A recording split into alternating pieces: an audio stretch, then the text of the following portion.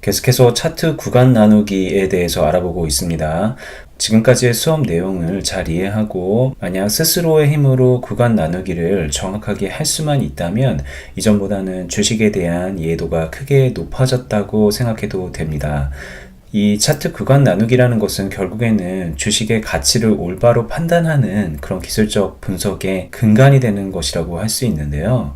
그런데 아무리 차트의 구간을 잘 나눈다고 해도 항상 주식 투자에 성공할 수 있는 것은 아닙니다. 그 이유는 주가라는 것이 정해진 구간 안에서만 움직이는 것이 아니고요. 지지를 잘 받는 지점에서 매수를 한다고 해도 경우에 따라서는 아래 구간으로 내려가기도 하고 또다시 윗 구간으로 올라가는 척을 하다가 내려오는 경우도 있고 하니까 선뜻 매수를 하거나 매도를 하는 것이 망설여지고요.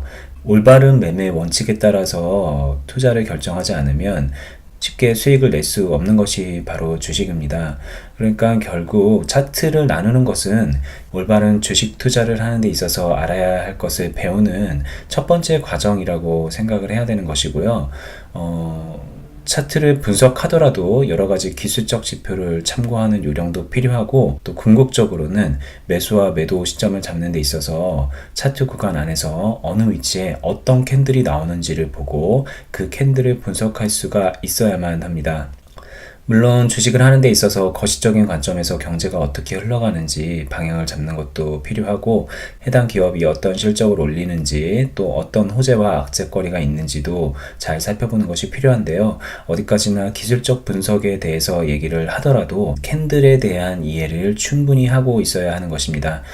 그런데 우리가 지금까지는 캔들에 대한 수업을 자세하게 하지 않았었습니다. 그 이유는 어디까지나 캔들이란 것을 단순하게 양봉이다, 음봉이다, 꼬리가 있다, 장대 양봉이다 이런 것을 분류해서 이해하는 것은 큰 의미가 없고 차트의 구간 안에서 어떤 위치에 어떤 모양의 캔들이 나오는지를 보고 이해하는 것이 필요하기 때문에 캔들에 대한 설명을 제쳐두고 있었는데요. 이제는 캔들을 이해하고 차트 구간 안에서 어떤 의미가 있는지를 배울 시간이 됐습니다. 그래서 우선은 캔들의 구조와 종류에 대해서 간단하게 알아보고요.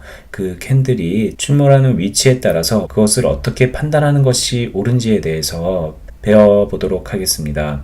앞서 배운 차트 구간을 나누고 지지선과 저항선을 잡는 것은 매우 기본이고요. 지금부터의 캔들 분석이 굉장히 중요하다고 할 수 있으니까 나의 양봉 어떻게 생겼는지 알아, 음봉 어떻게 생겼는지 알아 이런 생각으로 그냥 넘어가지 마시고요. 수업 계속해서 잘 따라오시기 바랍니다.